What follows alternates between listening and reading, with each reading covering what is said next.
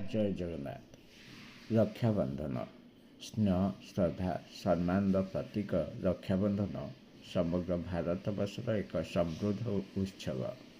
वसुधैव कुटुंबकम आदर्श यार मूलमंत्र। तेणु समग्र विश्व को गोटे परिवार भाव विश्वास करुवा भारतीय संस्कृति में रक्षाबंधन पर्वर गुरुत्व अति प्रभावशाली। यह रक्षाबंधन बनाम राखी पूर्णिमा बा गंभा पूर्णिमा यहाँ पवित्र देवी पूर्णिमा कहुए। मुख्यतः यह एक जनप्रिय पारंपरिक हिंदू पर्व जहाँ भारतीयों द्वारा पालित हो आसुछि।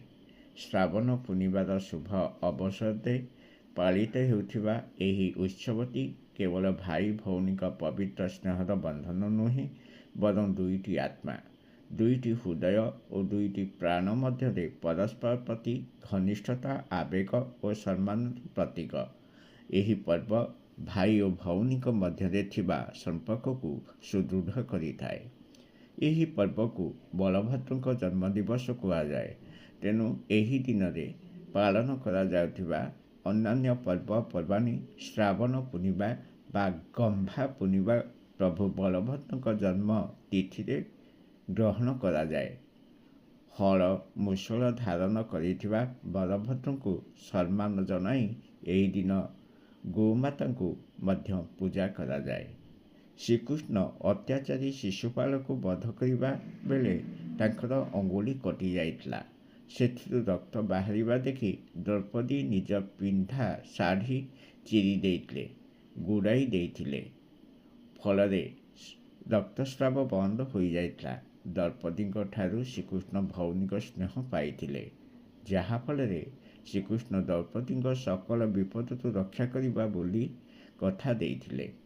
जेतेबेले कुरुसभा कौरव माने द्रौपदी को विवासना करने को उद्यत हेले सेतेबेले श्रीकृष्ण वस्त्रदान करी द्रौपदी सम्मान रक्षा करते।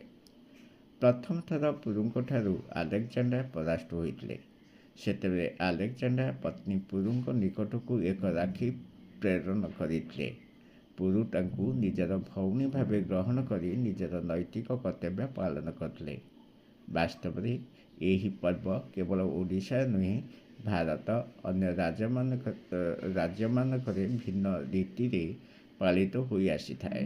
तन्मध्यरु गुजरात महाराष्ट्र गोवा कर्णाटक आदि स्थान में श्रावण पूर्णिमा नारिकेल पूर्णिमा भावे मध्य पालित हो आसी। वास्तव में भारतीय संस्कृति संरक्षणर यही रक्षाबंधन हेउछि भाई भौणी मध्य अविस्मरणीय प्रेम और अदृश्य स्नेहर एक पवित्र बंधन जार पौराणिक ऐतिहासिक सामाजिक नीति एवं रीति सबकिछि भरी रही। यही हूँ रक्षाबंधन। धन्यवाद।